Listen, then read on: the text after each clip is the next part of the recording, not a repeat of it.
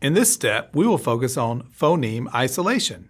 Remember, phonemes are the smallest units of sounds, so phoneme isolation is the ability to recognize these individual sounds in a spoken word.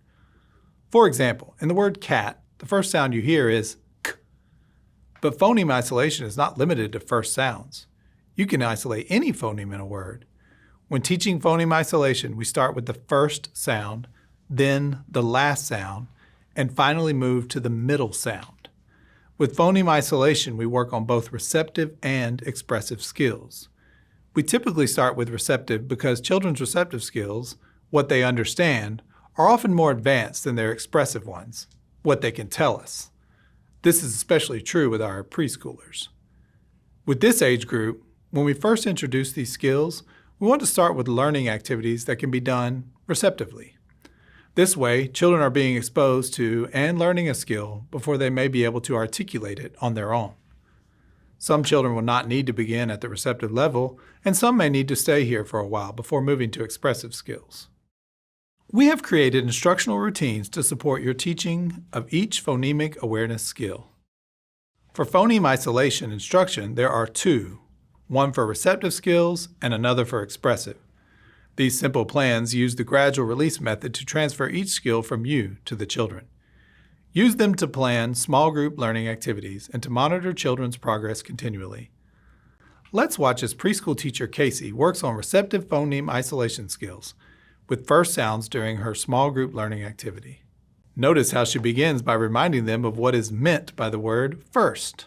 Today, we are going to listen for the first sound in words. That's the beginning sound in words. Let me show you something.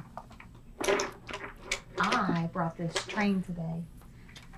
And on my trains, I have a car. And that car is first. So today we're going to listen for the first sound in words. Oh, hold on. It's my turn first. Listen, because you're going to watch me. Watch me with this picture. I have a picture of a sun. Listen, sun. I hear the first sound in sun is s. Did you hear that? I heard that. Sun. Now we're going to try some other words whose first sound is s. Watch. I have a sock and a hat. A sock and a hat. I'm thinking, which one starts with s? Which one has the first sound s? Sock. Sock.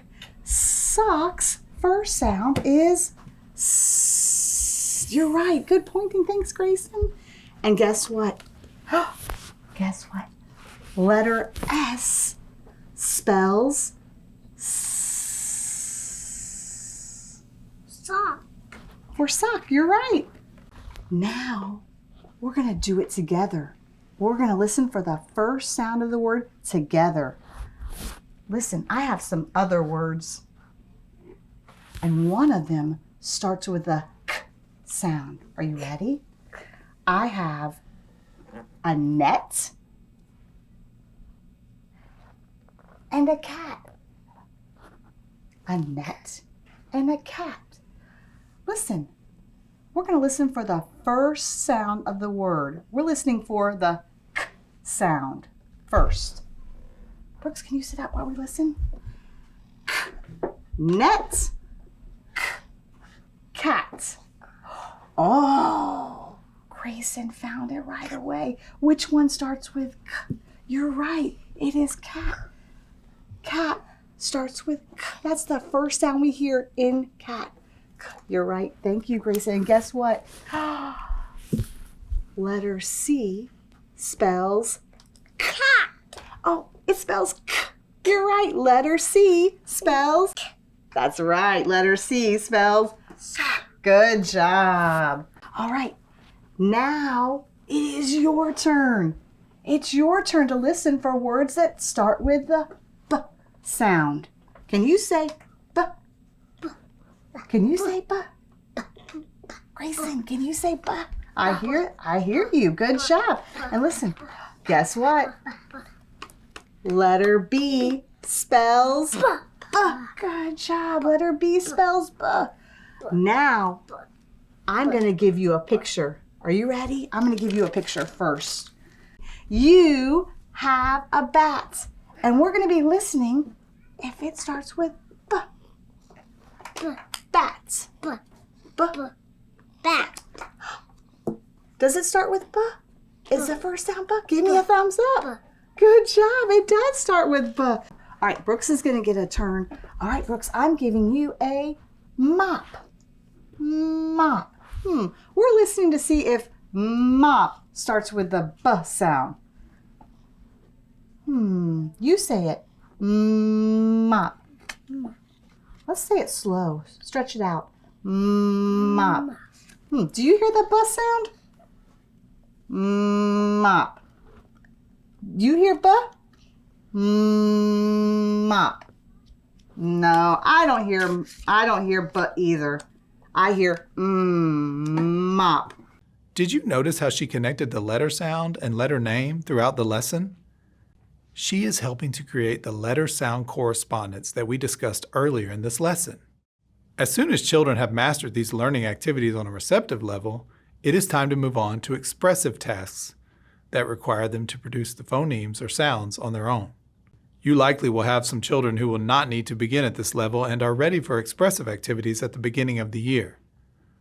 Make sure to use your initial assessments in small groups to continuously monitor children's progress so you know when it is time to move forward on the continuum and where you need to provide additional support. Now let's watch as Casey implements a phoneme isolation learning activity with a small group of 3-year-olds. This time it is an expressive activity, and children will answer rather than pointing to or choosing a picture. Today, we are going to listen for the first sound in words. I'm going to show you how to isolate that sound. The first sound in words. My word is rat. Rat. I'm going to say it slowly and I'm going to listen for the first sound in the word rat. Listen. Rat. I hear is the first sound in rat. Let me show you something. Did you know letter R spells r? That's the first sound in rat. Letter R spells. There's some letters. I know. I'm going to show you because now we're going to try it together. Are you ready? Our word is dig. Can you say that? Dig. Dig. Good job. Now we're going to say it slowly. Dig. What's the first sound we hear in dig? Oh, I heard somebody say d, d, d. You're right. D is the first sound we hear in dig. You're right. And guess what? Letter D spells d. You're right. Good job. Oh, man. Good work. Are you ready? Now it is your turn to practice. You're going to be finding out the first sound in the words. I'm going to pass around the bucket and you are going to pick a picture. I'm going to let you go first. I want you to be thinking about the first sound you hear in the word. Oh, let's see what you have. Pan. A pan. She has a pan. Your turn. Pan. Pan. What's the first sound you hear in pan? Oh, I heard that.